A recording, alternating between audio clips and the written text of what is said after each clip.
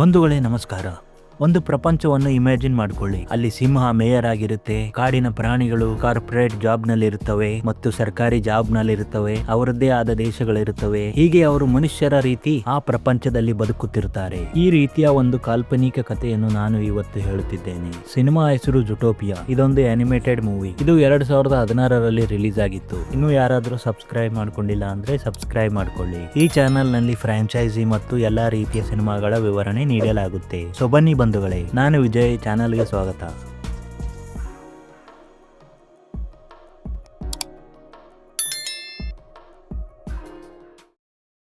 ಕತೆ ಒಂದು ನಾಟಕದಲ್ಲಿ ಒಂದು ಮೊಲ ನಮಗೆ ಈ ಪ್ರಪಂಚದ ಬಗ್ಗೆ ತಿಳಿಸುತ್ತಾ ನಾಟಕ ಮಾಡುತ್ತಿರುತ್ತೆ. ಅವಳು ಹೇಳ್ತಾಳೆ, ಬಹಳ ವರ್ಷಗಳಿಂದ ನಮ್ಮಲ್ಲಿ ಅಂದರೆ ಕಾಡಿನಲ್ಲಿ ಮೃಗ ಜೀವಿಗಳು ಸಾಧು ಪ್ರಾಣಿಗಳನ್ನ ಕೊಂದು ತಮ್ಮ ಜೀವನ ನಡೆಸುತ್ತಿದ್ರು. ಸಮಯ ಕಳೆದಂತೆ ಇಲ್ಲಿ ಎಲ್ಲ ಬದಲಾಗಿ ಇಬ್ಬರು ಒಟ್ಟಾಗಿ ಬಾಳೋಕೆ ಶುರು ಮಾಡಿದ್ವಿ. ಈಗ ನಾವು ಏನ್ ಬೇಕಾದ್ರೂ ಆಗಬಹುದು. ನಮ್ಮೆಲ್ಲರಿಗೆ ಸಾಕಷ್ಟು ಅವಕಾಶಗಳು ಈ ಪ್ರಪಂಚದಲ್ಲಿವೆ. ಆ ಮೊಲ, ನಾನು ಭವಿಷ್ಯದಲ್ಲಿ ಒಬ್ಬ ಪೊಲೀಸ್ ಆಗುವೆ ಅಂತ ತನ್ನ ಕನಸು ಹೇಳ್ತಾಳೆ. ಆಗ ಒಂದು ನರಿ, ನೀನೊಂದು ಮೊಲ, ನಿನ್ನ ಕೈಯಿಂದ ಏನೂ ಆಗಲ್ಲ ಅಂತ ಟೋಂಟ್ ಹೊಡೆಯುತ್ತೆ. ಜುಟೋಪಿಯಾ ಎಂಬ ಸಿಟಿ ಇಲ್ಲಿಂದ ಸ್ವಲ್ಪ ದೂರವಿದೆ. ಅಲ್ಲಿ ಯಾರು ಏನು ಬೇಕಾದ್ರೂ ಆಗಬಹುದು ಮತ್ತು ಎಲ್ಲರೂ ಶಾಂತಿಯಿಂದ ಬದುಕಬಹುದು. ಮುಂದಿನ ಸೀನ್ ನಲ್ಲಿ ಆ ಮೊಲದ ತಂದೆ ತಾಯಿ ಆಕೆಗೆ ಬುದ್ಧಿವಾದ ಹೇಳುತ್ತಿರುತ್ತವೆ. ಬೈ ದ ಬೈ, ಆ ಮೊಲದ ಹೆಸರು ಜೋಡಿ. ಅವರು ಮಾತಾಡ್ತಾ, ನಮ್ಮಂತ ಸಣ್ಣ ಜೀವಿಗಳು ದೊಡ್ಡ ಕನಸುಗಳನ್ನು ಕಾಣಬಾರದು. ನಾವು ರೈತರು, ಇದರಲ್ಲಿಯೇ ಸೆಟಲ್ ಆಗಬೇಕು. ಆಗ ಕನಸುಗಳು ಮುರಿದಾಗ ಆಗೋ ನೋವು ಕೂಡ ಇರಲ್ಲ ಅಂತ ಹೇಳ್ತಿರ್ಬೇಕಾದ್ರೆ ಜೋಡಿ ಅತಿಯಾದ ಕಾನ್ಫಿಡೆನ್ಸ್ ನಲ್ಲಿ ಅವರ ಮಾತುಗಳನ್ನ ಇಗ್ನೋರ್ ಮಾಡ್ತಾಳೆ ಮತ್ತು ಪಕ್ಕದಲ್ಲಿಯೇ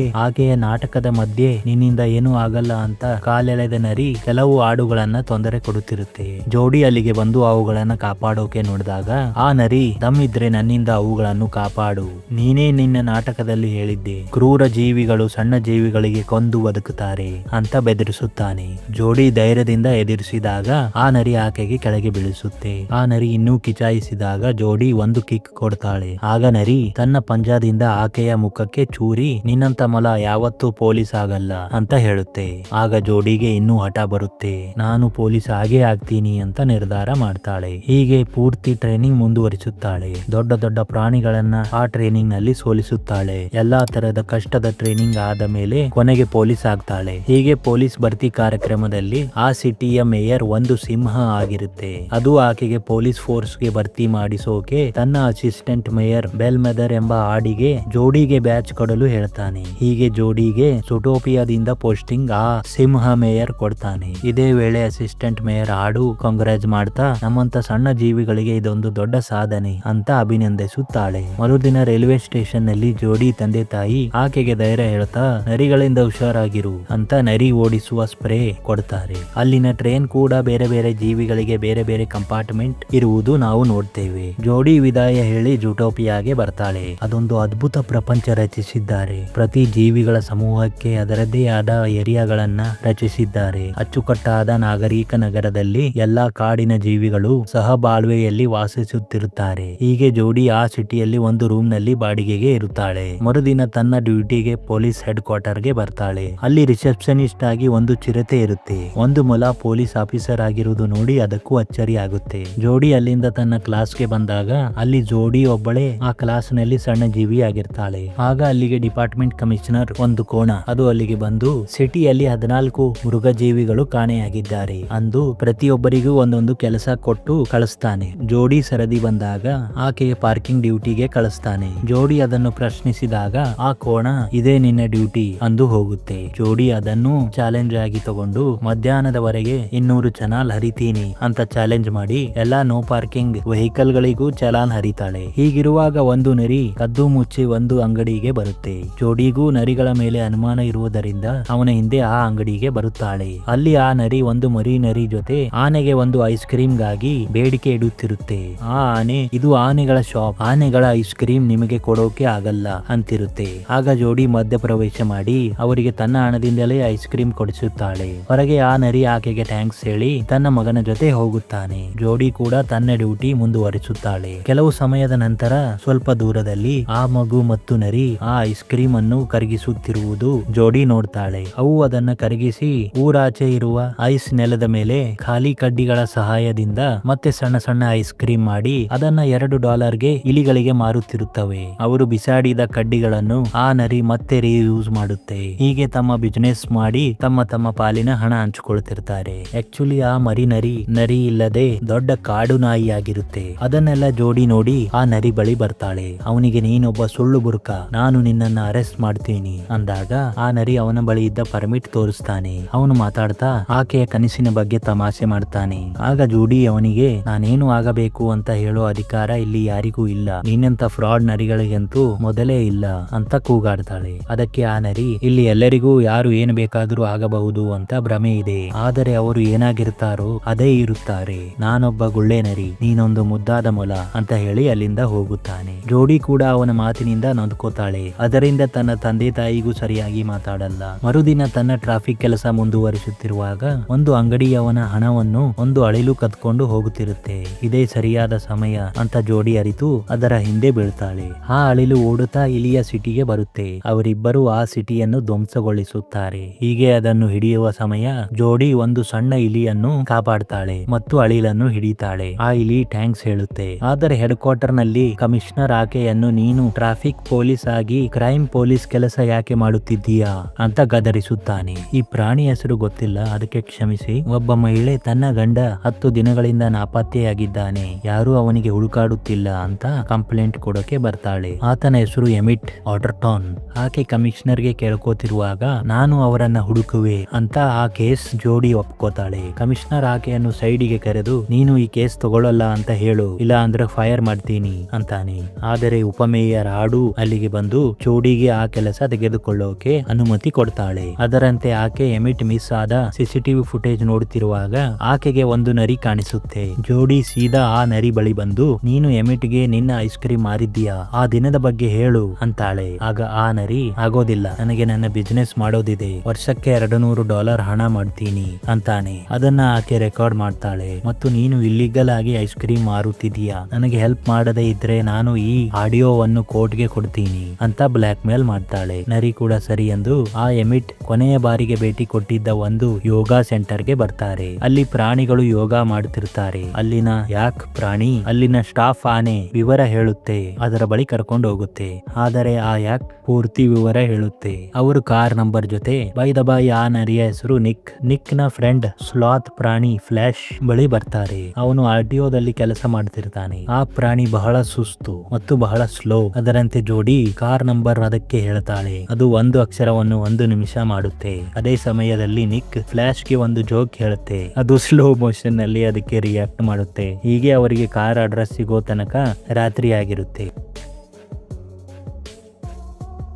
ಅವರು ಆ ಅಡ್ರೆಸ್ಗೆ ಬಂದು ಏನಾದ್ರೂ ಸುಳಿವು ಸಿಗಬಹುದು ಅಂತ ಹುಡುಕಾಡುತ್ತಿರ್ತಾರೆ. ಆಗ ಅವರಿಗೆ ಎಮಿಟ್ ನ ಪರ್ಸ್ ಮತ್ತು ಕಾರ್ ನಲ್ಲಿ ಪಂಜಾಗಳ ಗುರುತು ಇರುತ್ತವೆ. ಆಗ ನಿಕ್ ಅಲ್ಲಿದ್ದ ಗ್ಲಾಸ್ ಮತ್ತು ಕಾರನ್ನು ನೋಡಿ ಹೆದರುತ್ತಾ ಇದು ಥಂಡರ್ ಟೌನ್ ನ ದೊಡ್ಡ ಡಾನ್ ಮಿಸ್ಟರ್ ಬಿಗ್ ನ ಕಾರು, ನಾವು ಇಲ್ಲಿಂದ ಹೋಗಬೇಕು ಅಂತ ಹೇಳುವಷ್ಟರಲ್ಲಿ ಮಿಸ್ಟರ್ ಬಿಗ್ ಪೋಲಾರ್ ಬೇಲ್ ಚೇಲಾಗಳು ಅವರಿಗೆ ಹಿಡಿತಾರೆ ಮತ್ತು ಮಿಸ್ಟರ್ ಬಿಗ್ ಬಳಿ ತರ್ತಾರೆ. ಅಲ್ಲಿ ಬಂದು ನೋಡಿದ್ರೆ ಆ ಮಿಸ್ಟರ್ ಬಿಗ್ ಡಾನ್ ಒಂದು ಇಲಿ ಆಗಿರುತ್ತೆ. ಡಾನ್ ಮಾತಾಡ್ತಾ ನಿಕ್ ನರಿ ಆ ಡಾನ್ಗೂ ಯಾಮಾರಿಸಿರುವುದು ಹೇಳ್ತಾನೆ. ಇದೇ ವೇಳೆ ಜೋಡಿ ಆ ಎಮಿಟ್ ಗೆ ಏನ್ ಮಾಡಿದೆ ಅಂತ ಕೇಳ್ತಾಳೆ. ಡಾನ್ ಅದನ್ನು ಹೇಳದೆ ಅವರನ್ನು ನೀರಲ್ಲಿ ಹಾಕೋಕೆ ಆದೇಶ ಕೊಡ್ತಾನೆ. ಇದು ನಡೀತಿರುವಾಗ ಡಾನ್ ನ ಮಗಳು ಅಲ್ಲಿಗೆ ಬರ್ತಾಳೆ. ಆಕೆ ಜೋಡಿಯನ್ನು ನೋಡ್ತಾಳೆ. ಇವಳೇ ನನ್ನ ಕಾಪಾಡಿದ್ದು ಅಂತ ಅವರನ್ನ ಉಳಿಸ್ತಾಳೆ. ಆಗ ಡಾನ್ ಕೃತಜ್ಞತೆಗೆ ನಾನು ಆ ಎಮಿಟ್ ಗೆ ಹುಡುಕಲು ನಿಮ್ಮ ಹೆಲ್ಪ್ ಮಾಡುವೆ ಅಂತಾನೆ. ಅವರು ಡಾನ್ ಮಗಳ ಮದುವೆ ಫಂಕ್ಷನ್ ಗೆ ಭಾಗಿಯಾಗುತ್ತಾರೆ.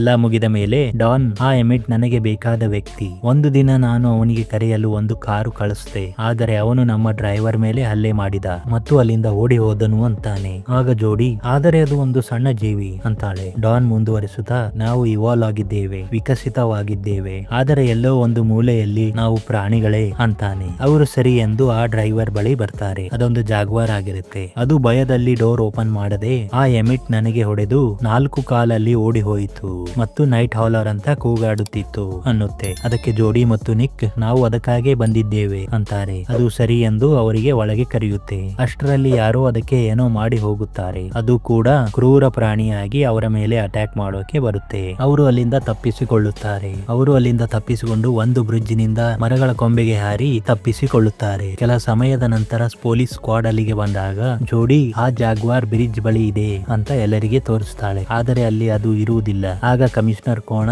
ಆಕೆಗೆ ಬೈದು ಸಸ್ಪೆಂಡ್ ಮಾಡುತ್ತಿರುವಾಗ ನಿಕ್ ನರಿ ಅವರನ್ನ ತಡೆದು ಜೋಡಿ ಪರ ಮಾತಾಡ್ತಾನೆ. ನೀನು ಈಕೆಗೆ 36 ಗಂಟೆ ಕೊಟ್ಟಿದ್ದೀಯಾ, ಇನ್ನೂ 10 ಗಂಟೆ ಬಾಕಿ ಇದೆ. ನಾವು ಈ ಕೇಸ್ ಸಾಲ್ವ್ ಮಾಡೋಕೆ ಹೋಗ್ತಿದೀವಿ ಅಂತ ಅವರು ಅಲ್ಲಿಂದ ಬರ್ತಾರೆ. ಅವರು ಬರುತ್ತಿರುವಾಗ ನಿಕ್ ನರಿ ತನ್ನ ಕತೆ ಹೇಳುತ್ತೆ. ಅದು ಚಿಕ್ಕವನಿದ್ದಾಗ ಅವನಿಗೂ ಕ್ರೂರ ಜೀವಿಯಾಗಿರುವುದರಿಂದ ಅವನ ಸಾಧು ಪ್ರಾಣಿಗಳು ನಿಕ್ಗೆ ಬಾಯಿಗೆ ಬೆಲ್ಟ್ ಹಾಕುವುದರ ಮೂಲಕ ಸತಾಯಿಸುತ್ತಿರುತ್ತಾರೆ. ಆಗ ನಾನು 2 ವಿಷಯಗಳನ್ನು ತಿಳ್ಕೊಂಡೆ. ಒಂದು, ನನಗೆ ಸತಾಯಿಸಿದವರ ಎದುರು ಬಗ್ಗಲ್ಲ. ಎರಡನೆಯದ್ದು, ಪ್ರಪಂಚ ನರಿಗಳನ್ನು ಒಳ್ಳೆ ಪ್ರಾಣಿಗಳಂತ ನಂಬಲ್ಲ ಅಂದ್ರೆ ನಾನ್ಯಾಕೆ ಒಳ್ಳೆಯವನಾಗಲಿ ಅಂತ ಕತೆ ಮುಗಿಸುತ್ತಾನೆ. ಅದಕ್ಕೆ ಜೋಡಿ, ನೀನು ಹಾಗಿಲ್ಲ, ನೀನು ಒಳ್ಳೆಯವನೇ ಅಂತಾಳೆ. ಆಗ ನಿಕ್ಗೆ ಟ್ರಾಫಿಕ್ ಕ್ಯಾಮೆರಾಗಳ ಬಗ್ಗೆ ಐಡಿಯಾ ಬರುತ್ತೆ. ಆ ಎಮಿಟ್ ಜೊತೆ ಏನೇ ಆದ್ರೂ ಈ ಟ್ರಾಫಿಕ್ ಕ್ಯಾಮೆರಾದಲ್ಲಿ ರೆಕಾರ್ಡ್ ಆಗಿರುತ್ತೆ ಅಂತ ಅವರು ಉಪಮೇಯರ್ ಆಡು ಬಳಿ ಬರುತ್ತಾರೆ. ಅಲ್ಲಿ ಆ ಆಡು ಸಿಸಿಟಿವಿ ಫುಟೇಜ್ ತೆಗೆದು ಅವರಿಗೆ ತೋರಿಸಿ ಅಲ್ಲಿಂದ ಹೋಗ್ತಾಳೆ. ಅದರಲ್ಲಿ 2 ತೋಳಗಳನ್ನು ಅವರು ನೋಡ್ತಾರೆ. ಅವು ಆ ಎಮಿಟ್ಗೆ ಕರ್ಕೊಂಡು ಊರಿನ ಆಚೆ ಹೋಗ್ತಾರೆ. ಅಲ್ಲಿ ಜೋಡಿ ಮತ್ತು ನಿಕ್ ಕದ್ದು ಮುಚ್ಚಿ ಬರ್ತಿರ್ಬೇಕಾದ್ರೆ ಜೋಡಿಗೆ ಒಂದು ಐಡಿಯಾ ಬಂದು